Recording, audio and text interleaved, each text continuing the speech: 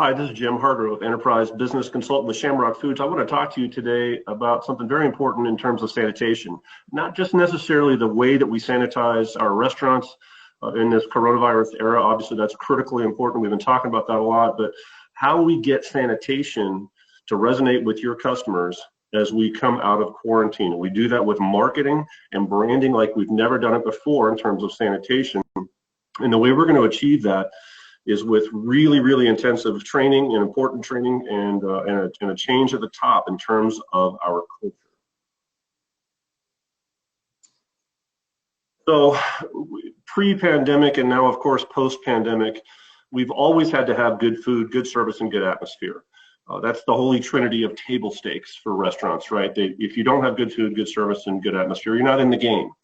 So what our goal was prior to the coronavirus was to get customers into our restaurants with our good food, our good service, and our good atmosphere. And then we started having them engage with our brand, all the little subtleties and nuances that really make them have a wonderful experience.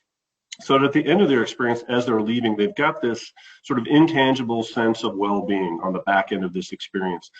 This intangible sense of well-being will compel them to come back to the restaurant over and over and recommend it to their family and friends. That's hospitality. That's the fourth piece that separates a good restaurant from a great restaurant. Now here we are in the coronavirus era. We have to find a way to get that same sense of well-being on the front end of the decision to come into the restaurant or not. And how do we do that? And it's through sanitation and how we brand that and how we market that. If I'm making a restaurant decision, I pull my phone out, I'm looking at websites, I'm looking at pictures, looking at the menus, some online reviews, but now in the coronavirus age, now I'm looking at sanitation policies. What are you doing to keep me safe? If I feel safe, I feel relaxed. If I'm relaxed, I'm confident. I'm going to continue to use your brand over and over and tell my friends to come in too. So the consumer pre-pandemic and now as we're coming out of quarantine, lots of choices. So how do we compel customers to come into our restaurant as opposed to another? And that's going to be through this ability to make customers feel safe. And so why? Obviously, sanitation is forever changed. We're never going to run our restaurants the same way we did before the coronavirus became a pandemic. It's no longer enough just to be clean, right? We know we have to do a lot more than that to keep people safe and confident. So we have to keep restaurants clean, safe, sanitized, but we've got to talk about it. We've got to sing it from the rooftops. And the best way, the first way, is through our frontline employees, our guest-facing employees, and they're trained extremely well. And they're very knowledgeable on sanitation and what we're doing to keep customers in our restaurant safe. This is not the time for a customer to come into a restaurant for the first time in 8 or 9 weeks and look around and ask a question of an employee about safety and sanitation, and you get I'm not sure, let me get the manager. Can't have it. We need to really invest in the training of especially with our guest-facing employees. And that starts with the culture. It starts at the top. And just embracing this idea that we're going to be safe and we're going to be sanitary and we're going to tell everybody about it. We'll never pay lip service to our safety and sanitation. We're going to talk about it every single day, and we're going to commit to making it better and better as the weeks and months go on. And we'll see stuff that we haven't seen before. Sanitation mission statement is something we've never even heard of, but now it might need to live and breathe as part of your brand and culture in your restaurant. Sanitation value statement, same thing, that's taught to our employees and shared with our customers so they know what we're doing to keep them safe, so they keep coming back to our restaurant. Of course, a lot of active, visible evidence of employee activity, just like we see in the photo there with the young lady. Signage around the restaurants. We're doing as much touchless as we possibly can, and Jeff Piven's going to talk to us about that in just a minute. Things like a QR code driven menu. I can scan my phone on the QR code at the table and up comes the menu. These are things that are going to be very, very important going forward with the sensitivity towards high touch items. And the last thing there on that slide is the sanitation and safety marketing. Photos on the website, photos on social media, things ongoing that show our customers what we're doing to keep them safe. And who do we do this for? Basically 3 groups. We're roughly right now at 60% of people say that they're ready to come back to a dining room, but they want it to look and feel a little different now that we're in the coronavirus time.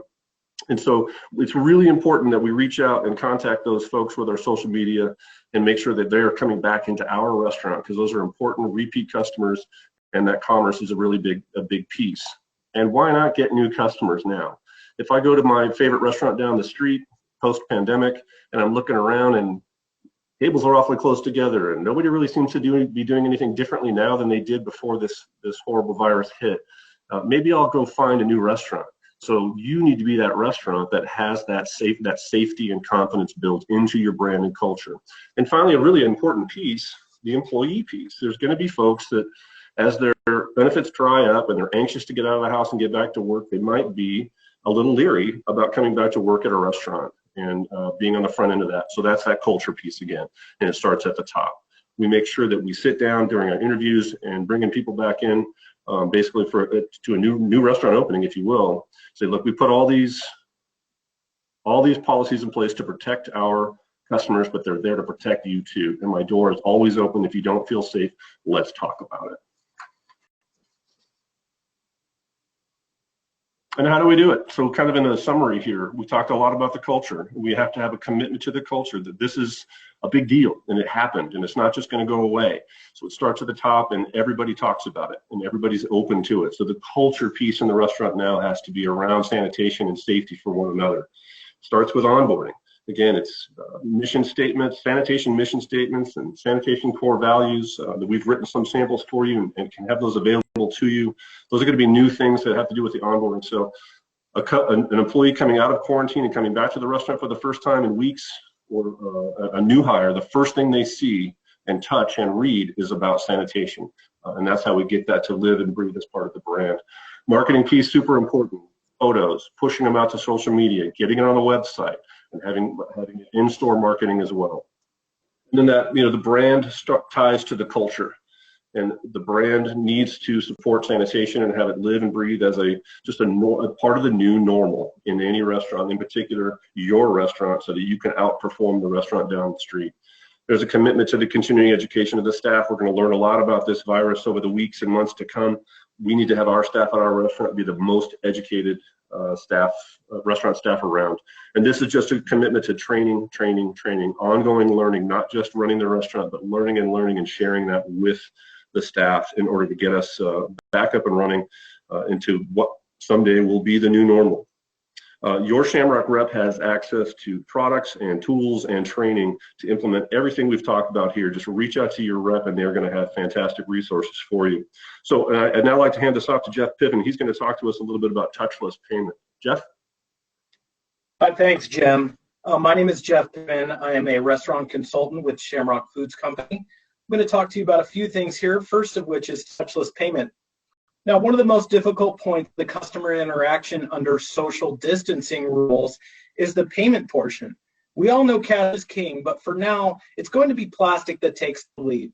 So what is touchless payment?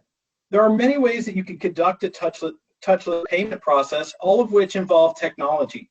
A customer can pay ahead, even if it's by phone, but that only covers to-go and delivery type orders. So what can we employ for customers that are now going to join us for a, quote, socially distant dine-in experience? There are several options. First is card dipping, or what's known as the EMV chips. These chips are embedded in the cards. This is the little gold square on the right side of the card, and it allows the customer to retain possession of the card during the transaction.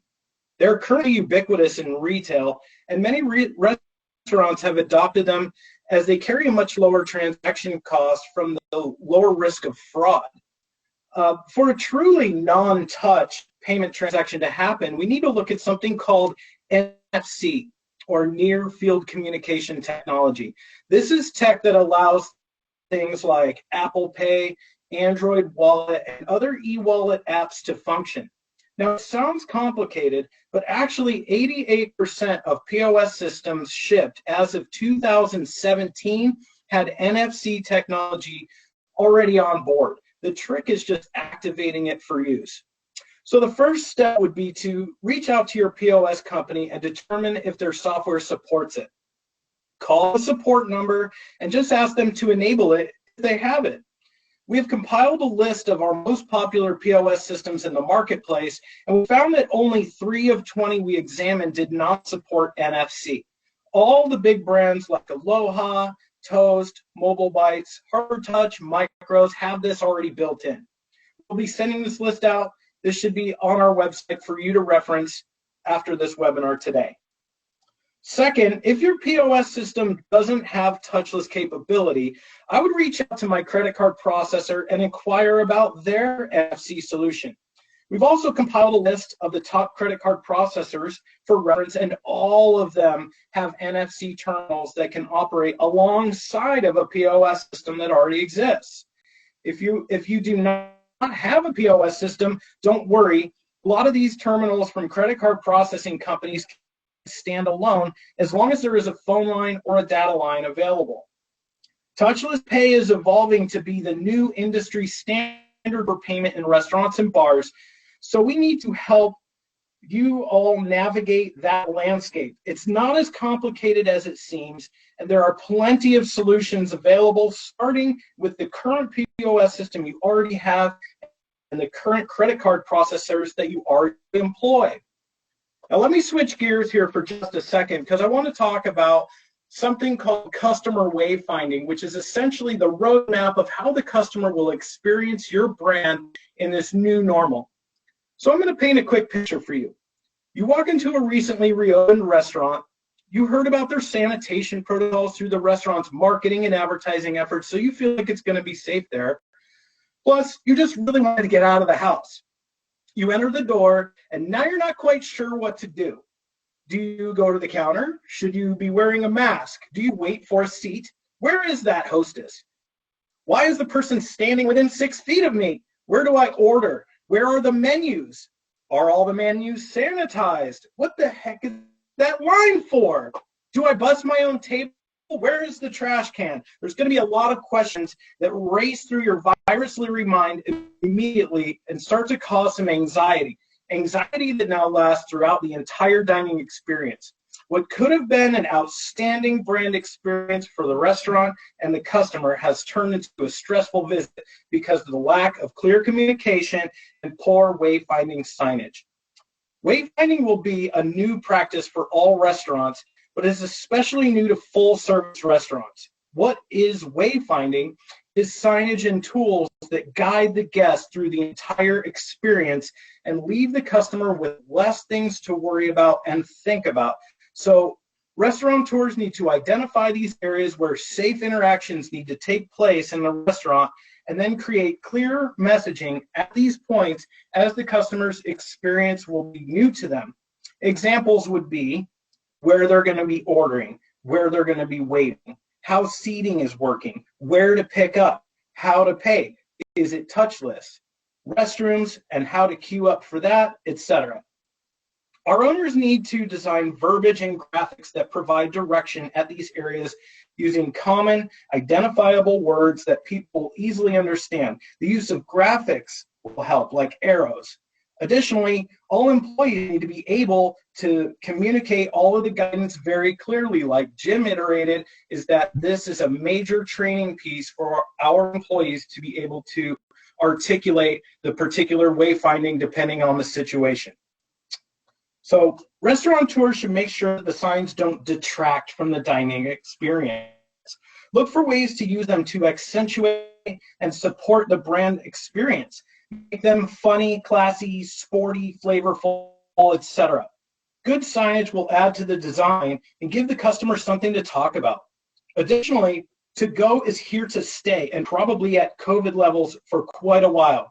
Staffing up for the continued takeout will put more people in your lobby and entryway and dining room as they need a place to pick up food as dining customers wait for a table. They all need to be able to navigate the entryway safely. Fast casual and quick serve restaurants have even more focus because they often are extremely crowded during peak hours, making wayfinding even more important for customers, and they're going to demand the ability to feel safe and confident, experience a reasonable amount of social distancing, get in and out quickly with minimal interactions and touch, understand their options of dine-in and take-out, know where to safely queue at various stages of the transaction, communicate their order while potentially wearing a mask, how to pick up their food, how to pay without touch, and how to enter and leave with minimal close contact to other patrons. As states come back online, they're communicating their new standards with very little notice, so being prepared at a high level will get you ahead of the game. Arizona is opening on May 11th, and Idaho hopefully on the 15th. The rest of the states are still kind of up in the air, as you know. However, there are some practices that are working in places that have already opened. All of the practices below are recommended by the CDC. So if your capacity is limited to 50% or diners must stay 6 feet apart, remove the chairs at every other table, stack them in the corner until you can use them again, and then your tables become your buffer. Consider the use of a paging technology to communicate to patrons when their table or order is ready, allowing them to wait at safe distances. Maintain physical distancing by limiting parties to no more than 10. Use touchless payment, which is paying without touching money, a card, or a keypad. If you must handle money, a card, or a keypad, have and use hand sanitizer immediately and visibly afterwards.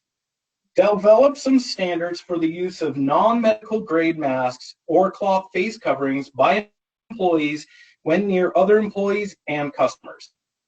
Avoid using or sharing items such as menus, condiments, and any other food items. Instead, use disposable or digital menus like Jim mentioned. The menu with the QR code is a great idea. Single-serving condiments and no-touch trash cans indoors. Continue to provide options for delivery.